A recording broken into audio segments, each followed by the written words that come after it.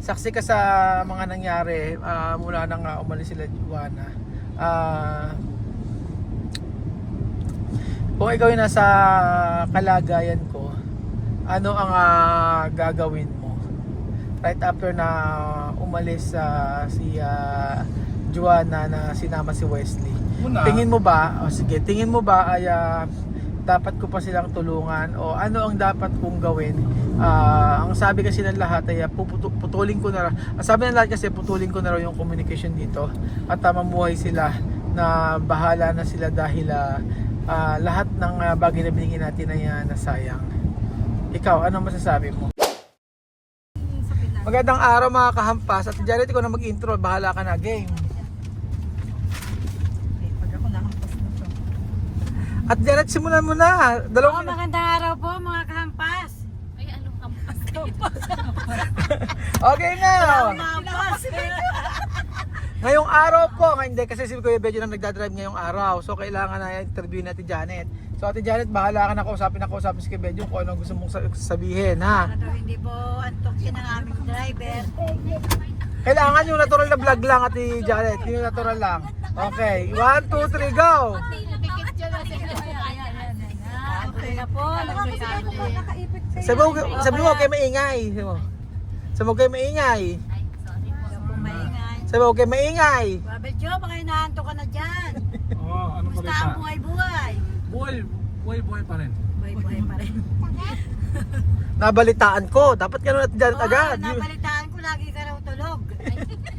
Totoo ba yun? Ate Janet, Nakatulog bagong kain. Ate Janet, gamitin mo yung pagiging chismosa mo. Balitan mo sa baryo na ikaw number 1 chismosa dyan. Pinagkakalat mo si Kuya Benjo daw ay ano daw. Okay, lagi tulog. Lagi ka daw tulog, pagkakain tulog. Oh, ano na yun? Baka makatulog ka, kakakain lang natin, nagda-drive ka. Masarap ka kumain. Masarap na kumain. Masarap matulog. Parang hindi maganda naman yung interview. Ayaw mong, ano, Ate Janet. Ala ka naman maitanong kay Kuya Beljon. O, pinakamaganda lang gagawin niya kunyari mag-asawa kay Kuya Beljon. Alam mo rahat! O, ganito kunyari mag-asawa kay Kuya Beljon. Tapos pagkayari na, gina, 1, 2, 3, go! Ano tatawag mo sa kanya? Sabihin. Ano? Ano tatawag mo sa kanya? Kunyari mag-asawa kayo. Oo, sasaltahan nyo. Kunyari mag-asawa kayong dalawa. 1, 2, 3, go! Disclaimer po, joke ano lang po to, ha? Ito po ay parang katuwaan lamang. O, kunyari, Ate Janet, game. Kunyari nahuli mo si kay Beljon. May katawagan. O kunyari galit na galit ka sa kanya. Okay, ganun ang scene, ha? 1, 2, 3, go! Oh! Ala pa! Hindi pa ganon! Oo, agad! Ayaw ba ko? Oh, hindi ba? Ganito. Sasabihin mo gano'n. Siyempre, ang kailangan yan, huhulihin mo muna siya. So, ganyan, Ganon. Sabi mo, kunyari, ano ba tatawag mo si Pangga? Ganon ba, Pangga? Ano tawag sabi ko na gano'n? Ayaw asawa, agum. Agum. Agum tawag. Agum. Agum, ha? 5, 4, 3, 2, 1, action. Hindi niya mag-asawa. Ano ba? Ibahin mo na lang. Ay, ano ba yun? Mamaya mo yung pagkan sa atin. Ano ba? O magnanay, kunyari ikaw ang nanay. O nanay ka, kunyari. Kunyari, nanay ka. Kasi panganay mo. Ay, panganay mo. O kunyari, Tayo na yung pabili ng pagkain. alam pa, medyo hindi yan ang scene. Iba ang scene. O, ganito, Ate Janet, sabihin. Ate Janet, sasabihin, ano sa kanya, ganito, sasabihin mo kay anak mo siya, ano. Tapos, nakita mo, Siya yung pasaway mong anak. siya yung, hindi naman ikaw ang scriptwriter, ba't ikaw? Ako, di ba, ako, ano? Ikaw writer, di ba? Mamaya pa yung turn mo. Pagka kayo naman, magnanay kayo ni Lol Eden. Okay, 5, 4, 3, 2, 1. Ano mo siya? Ayaw mag-aral. Walang ginawa kundi magbarkada lang. Okay, paano mo siya pagsasabihan? 5, 4, 3, 2, 1, action! Ano ba naman? Hala pa! Hindi ka na! Huwag mo kapasin. Ayaw mo kay action. Ibig sabihin, basta ganun ang scene, ha? Okay, ganun. Anong gagawin mo siya? Ano mo siya yung bubungaan mo siya ng bubungangaan yung hindi siya makakasagot, ha? Okay, 5, 4, 3, 2, 1, action! O ano naman ba yung binili mo na yan na motor? Ayaw mo mag-aral, puro motor. Ano naman motor dito, Ate Janet? Hindi yung, Ano, joke lang, ganun. yung ano mo kaya, Okay. O sige, basta pagkita mo na pagkita. Gusto ko yung talagang humalakatak yung bunganga mo, yung talagang bubula yung bunganga mo. Ano mo maganda sa anak? Okay, mag-atchag anak mo, talagang yung hampas ka, yung gusto mo yung kulang na lang isang kalimus kay Belgium. Okay, 5, 4, 2, 1, action! O ano naman ba yan, Belgion? Ayaw mo na naman mag-aral. Ano man yun? Nanay mo yan, siyempre hindi mo sasagutin, hindi ganon. Sanay nga. Basos kang anak. Ate Janet, kasi yung kailangan niyo matapang na matapang. Huwag ganyan. Okay, 5, 4, 3. Mag-i-intro muna ako. Hindi pwede Ako mag-i-intro muna ako. Pag-i-intro muna ako yan, ganyan. Ito eh. Drama story. Kaya. Dear Kuya Raul, ngayong araw po ay aking graduation na. Hindi po madali ang aking pinagdaanan bilang isang pasaway na anak. Araw-araw po ay pinagagalitan ako ng aking nanay. Ang nanay ko na tismosa ng baryo na kung saan ito ang bumuhay sa amin. Sa una po ay mahirap, Kuya Raul. Araw-araw ang nanay ko ay nasa kalye para maghagilap ng chismis. Ang tatay ko po ay ganun din po ang trabaho. Maraming pamilya ang nawawasak dahil sa kanyang pagchichismis. Ngayon po ay gagraduate na ako dahil po sa ganitong sistema. Ay, bababas ako. Joke lang yun. joke lang po, disclaimer. Ulit natin. Ganito story pala. Dear Kuya Raul, ako po ay si Kuya Belgium na nag-aaral bilang isang dermatologist. Ang course ko ay ano yung course? Siyempre, yung mukha ko, yun ang course ko. Ano? Kasi gusto ko ayusin yung mukha ko. Okay ka dermatologist ba doon? O dermatologist. Nag-aaral, course ba? Ano may course ng dermatologist? Ano? College of Medicine, major in dermatologist. College of Medicine. Ewan ko. Specialization in dermatology. Okay. Dear Papa Ruel, ngayon po ay gagraduate na ako ng kursong medicine, major in dermatologist. At pinagpapasalamat ko po ang araw-araw na pagbubunganga ng aking nanay na si Imelda. Ito po ang aking istorya. Isang araw po ay nakita po ako ni nanay na nagdadrive ng sasakyan. At alam po ang ginawa sa akin ng aking nanay kung hindi ako diwarain ang diwarain. 5:42. Pasok at Janet. O ano naman ba, Belgion yan? Nagdadrive ka na naman ng iyong motor. Motor na naman. Di nga ito motor, si masakyan ka ako to kotse. Nagdadrive ka naman ng sasakyan. Okay. Eh, sino ba nagbili nito ng motor, di ba ikaw? Ba't ako sinisisi mo? Nagalit na anak. Sagot. At Janet, nagalit ka. Kanyari ko yung nanay na galit. Bakit ba sinasagot mo ako ng ganyan? Kailangan ipatamaan mo talaga. 1, 2, 3, go, action! Bakit ba ako sinasabihan mo ng ganyan? Di ba ako yung nanay mo? Oo, Ako nanay kita. nagpalaki sa'yo? Nanay lang kita. Asan tatay? Sa kabilang bahay. Nung iniwan mo ka, Take two, wait. 1, 2, 3. Nagkaganto-ganto na yung pamilya natin. Sirang-sira na. Ganun na nga. Wala na nga yung tatay mo sana. Wala na nga tayong makain.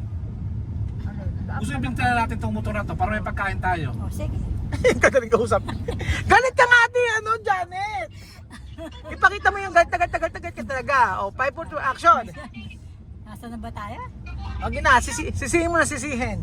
5, 4, 2, action. Wala na nga yung tatay mo sana. Pinapanindigan mo na ikaw na lang yung andyan na anak ko na magbibigay sa akin ng tulong. Wala, anak ka na ba? Oo, tutulong tayo. Basta meron tayo pera pambili Ate, ng... Ate Janet yung galit na galit. Oo, yun talaga yun Billy, palitan mo na nga ng artista na rin. Ikaw na lang. Ay, paano mo sitwasyon? Galing nga Ate Janet, parang kasi, alam mo yung parang galit ka pero parang hindi ka pa rin nagagalit eh. Siyempre, na-drive naman. Okay. Sige, so 5, 4, 3, 2, action. O ano na naman yan? Hindi ka na naman pumasok sa school. Puro ka Take na 2. naman drive. Okay, take 2. Okay, take 2. Mali. Mali naman. Hindi tayo pwede maging artist. Ayaw mo husayan eh. Tama, talaga sa sisi Magsalita ka na lang. O, kaya, o, sige, kunyari, o, paano yung sisa? Janet, sisa! Paano ba yun? O, baliw, paano? Crispin. Hindi, nakalayo na kami. O, paano yung masayang masaya, Ate Janet? Paano yung tumama sa weteng? Yay! Nanalo ako. Tumama sa loto! Ganun din. No, paano yung gutom na gutom? Nagugutom na ako. Ang sakit ng tiyang ko. Isa emosyon mo lahat, mapaghalit ka mo. Paano yung nanglilimos? Paano ang lilimos? Malimos po. Wala pa akong pambili ng pagkain para sa mga anak ko. Ay, ang galing niyan sa parte. Oh. Paano yung iiyak yung may luha? Bakit? siya nga bahay nito. Hindi ba naman namin? Wala akong luwang ma. Ano ba? Okay. Kunyari mag-aaway kayo ni Lola Eden. Yung natakot si Jimmy. Natatakot! Maglaro ka ng cellphone mo. Nagulat eh. Nagulat naman yun eh. O, paano yung ano, Ate Janet? Pa-charge mo. Tatanungin na nga lang ko kayo. Pa-charge mo. Ako naman na lang isa-isa naman. Ikaw na nga lang ang tanongin ko, Ate Janet. Ikaw nga eh. So ayan po mga amigo, dahil po tayo kami aalis kasama sa Ate Janet, si Belinda, si Mami, si Lenlen. Ayan po, nandito po tayo at actually ang sarap ng pakiramdam kapag meron kang peace of mind, kasi kaligayahan sa puso mo. Ano man yung ating pinagdadaanan. Alam niyo po yung naging sitwasyon ko mula nang umalis sila Joanna at saksi sila Ate Janet dyan kung paano ako naging malungkot. At maraming pagkakataon na syempre iniisip-isip ko rin yung lahat ng mga nasayang sa pag-alis nila Joanna at ni Wesley. Hindi ko akalain na mangyayari sa akin na aalis sila at masasayang lahat ng mga pangarap natin para sa kay Wesley. Nakita niyo naman kung papaano natin siya inihanda para sa preparation para sa school. Alam niyo po, nakausap na nga po ni Ate Lenlen yung teacher sa school na kung saan sa amin gano'n, hindi naman daw pala grade 1 si Wesley, kung hindi po mga grade 3 or grade 4, ganyan po. I-assist pa po mga amigo. Pero syempre nalulungkot ako na umuwi sila dahil bigla-biglaan ang kanilang pag-uwi. So ikaw Ate Janet, meron akong gusto ko itanong sa'yo. Bilang isang saksi ka sa mga pagtulong natin kila Joanna at kaya Wesley. Kung ikaw ay nasa kanyang sitwasyon, ano ang gagawin mo? Ay, yung gagawin ko yun. Wala akong masabi dun sa tulong mo binibigay. Mas lalo pa siya ng pagsisipagan. Tutulong-tulong dun sa mga gawain dyan sa resort. Para yung binibigay mo, magkaroon naman ng halaga. Kung ikaw ay nasa kalagayan ni Joanna, hahayaan mo ba na si Wesley ay sumama o iiwan mo sa akin? Ay, iiwan ko na lang sana. Iiwan na lang sana sa'yo para mapabuti pa yung bata kapag tapos ng pag-aaral. Lola Eden, ikaw tatanungin kita, Lola Eden. Lola Eden! Tulog na. ni Ate Janet. Lola Eden! Tulog. Tulog si Lola Eden. Ay, naku, natulog. Ikaw, Belinda, gusto ko tang tanungin. Na naman. Nagpapadede.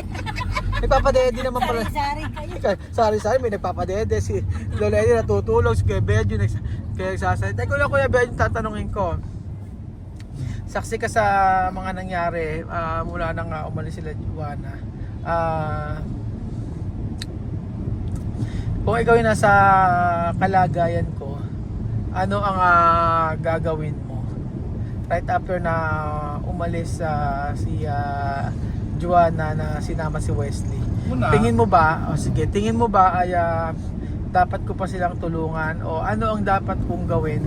Ang sabi kasi ng lahat ay putulin ko na, ang sabi ng lahat kasi putulin ko na raw yung communication dito at mamuhay sila na bahala na sila dahil lahat ng bagay na binigyan natin ay nasayang. Ikaw, anong masasabi mo? Sa akin naman kasi, ang pagtulong kasi, walang kwaya. may limit din ng pagtulong, may boundary ng pagtulong. Kung sa palagay mo na masaya ka sa pagtulungan sila, na bukal sa loob mo yung pagtulong, sige lang, at alam mo meron ka pang itutulong sa kanila at meron kang extra na pagtulong sa kanila, diba, walang problema, binibless pa nga ni God yung mga taong tumulong sa kanyang kapwa, basta ito ay bukal sa loob na pagtulong sa iyo at alam mong makakapagbigay ng kasiyahan sa iyo, go for it naman. Para sa akin yun ang mas mabuti. Kung ako, kung yun para sa, yung advice ko para sa iyo.